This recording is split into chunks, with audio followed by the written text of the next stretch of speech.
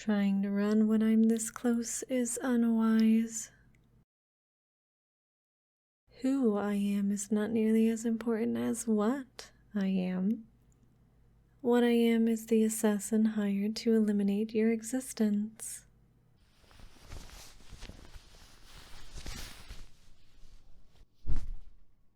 I won't warn you against running again. Very good.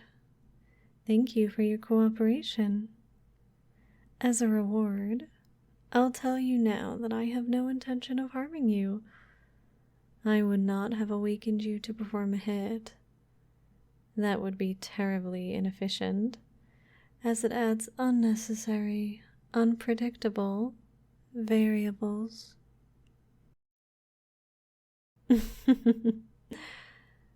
Though you have absolutely no say in this, I'm pleased you approve of my decision to spare you. Obviously, I do require something from you, however. I would not be here otherwise. I need for you to tell me who ordered the contract on your life and why. I'm certain you can produce the answer, given time. Since we may be here a while, I'll make myself comfortable. Slide over, please. I intend to be comfortable. Your bed is the most agreeable piece of furniture to rest upon, though your lap looks cozy as well. Or perhaps you'd like to sit on my lap?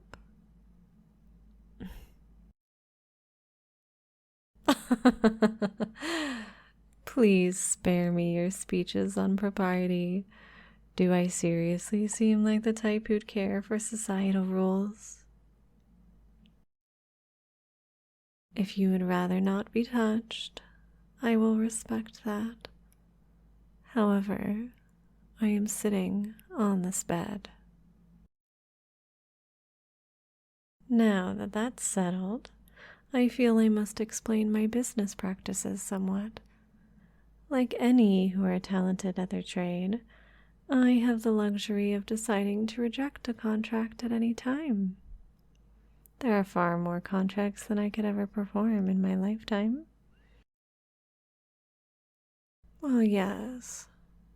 I suppose that is a distressing thought. I've never really pondered it.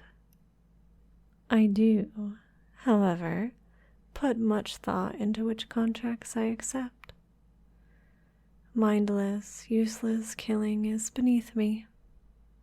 If I agreed to a job, I want to be sure the target's absence from the world would be more beneficial than their presence. I also ensure the intel I'm given on them is correct. What's so surprising about it? Most individuals have core values and ethics, with the exception of the severely mentally ill, of course. Now, no more interruptions, please. Here, have another pillow to put around you. Comfortable? Now, the anonymous person or group who hired me to take care of you gave me a falsified file. When I checked the accuracy, I realized that while the basic personal data was accurate, the rest appeared to be fabricated. Well, for instance, the file listed your occupation as lead researcher for a chemical company developing deadly nerve agents.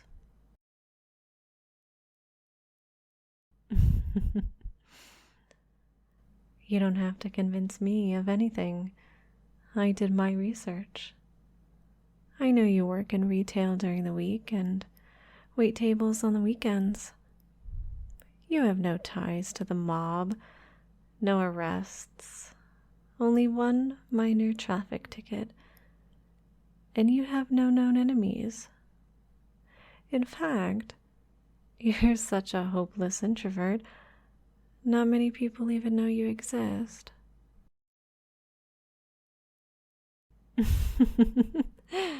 Whoa there, tiger. I'm not trying to insult you. Introverts in sweats with bedheads are adorable. They're so quiet, snuggly, and sweet. The world needs more of them, if you ask me. If you are finished being small and fierce for now, I still need to know why anyone would suddenly want you gone. Did you see something you shouldn't? Maybe you had a fender bender with a shady character. Did you? I don't know. Spit in someone's food at any time? I realize when working in customer service, you are witness to the worst aspects of humanity. I have no doubt you have been treated quite cruelly and threatened on more than one occasion. Is there any particular instance where you felt more endangered than any other time? Oh, a man in a suit at the big box store where you work. That's promising. What did this gentleman say, and in what context? He waited until you were leaving work to approach you. I see. Do go on, please. The man told you calmly, in an almost conversational tone, to ensure your affairs were in order because you wouldn't live to see the next month. What on earth did you do to inspire such a vengeful rage? Beg your pardon? You ditched him? Ah, yes, I see. This cretin attempted to bully you into providing a custom television not sold by your place of work. Despite your explanation and a suggestion on an establishment which would have the item in stock, the man continued to harass and berate you. Seeing the interaction going nowhere, you pretended to search the stockroom again and avoided the man until he left the shop. That's a rather unhinged reason for an assassination. Describe this man to me. Did he have any distinguishing features?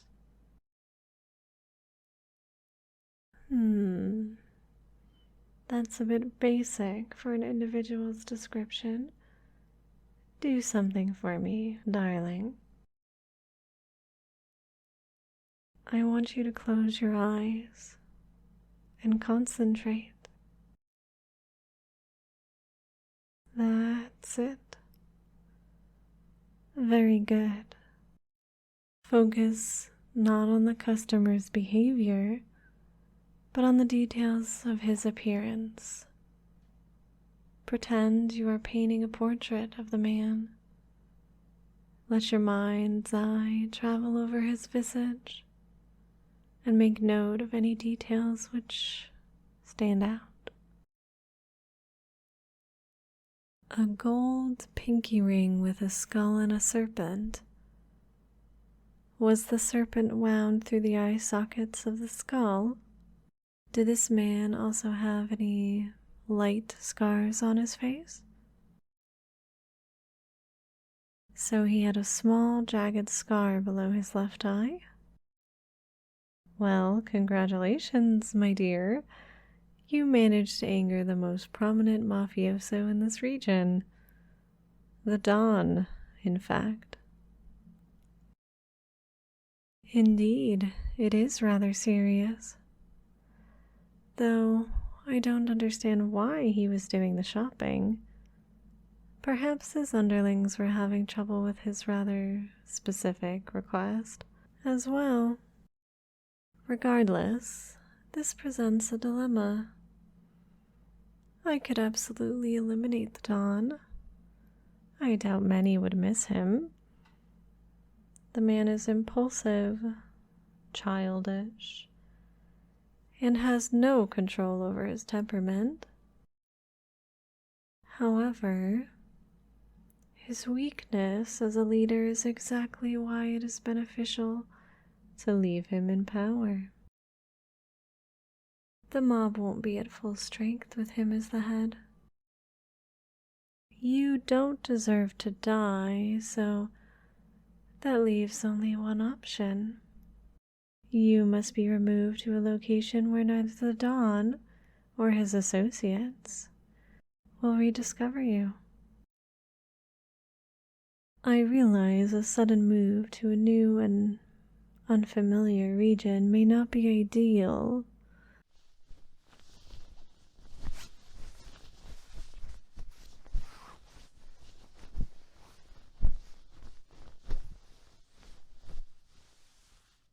Really? You are behaving poorly, and I would ask you to stop flailing and kicking. I will not make you do anything. I'm no puppet master. Cease your tantrum immediately, or I will walk away now. I absolutely will leave you to your devices if you behave like a small child. I would like to keep you safe as you are an absolutely precious human being, but I need your cooperation in order to do that. Don't mumble at me, darling. Use your words, please. I have two solutions for your consideration, actually. I can help you fake your demise and relocate to a safer location. You'll have to adopt a new identity, of course, but it's an opportunity to choose the name you've always wanted. I will place you in your new life and disappear as if I never existed.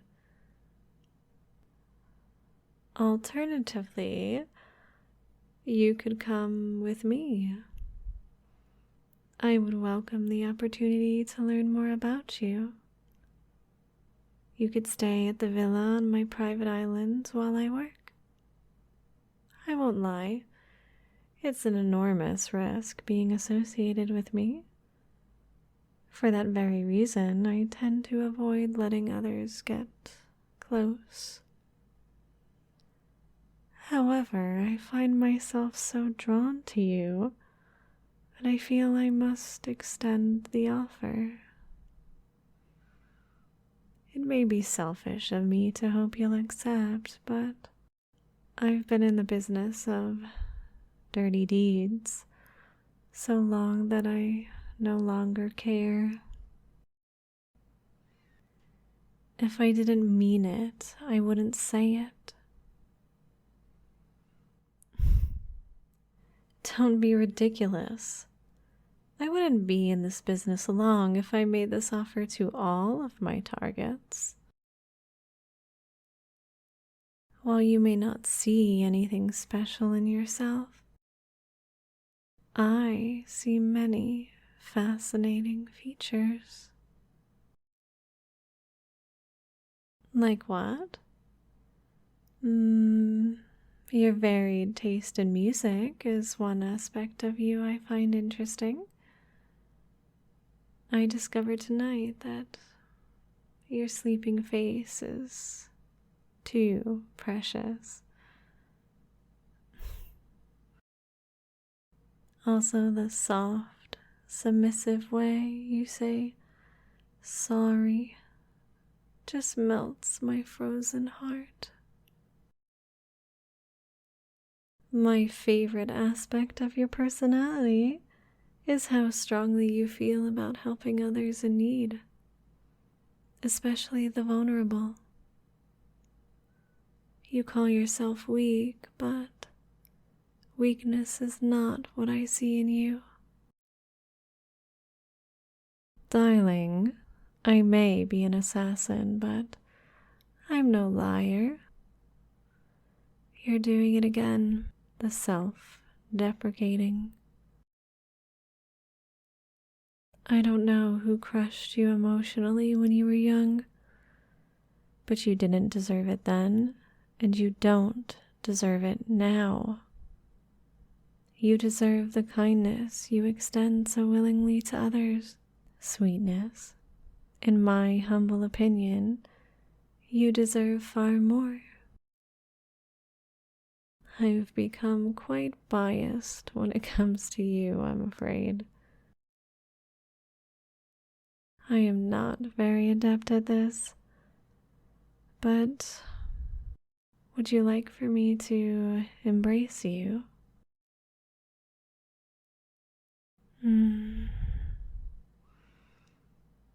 This is wonderful and very soothing. You are indeed very cuddly, darling. I could do this for hours. However, dawn is approaching and I must press you for your decision. It is a life-changing decision, I'll grant you. I'll make it easier. Should you choose to come with me and we find we aren't compatible, the first offer to relocate you still stands. Of course, darling. Love and care are verbs requiring conscious decision, not emotional trifles. I would like to know that you are safe, whether our lives are intertwined or we pass like ships in the night. I'm insulted, really, that you take me for some obsessive creep who'd simply toss you aside after the newness faded.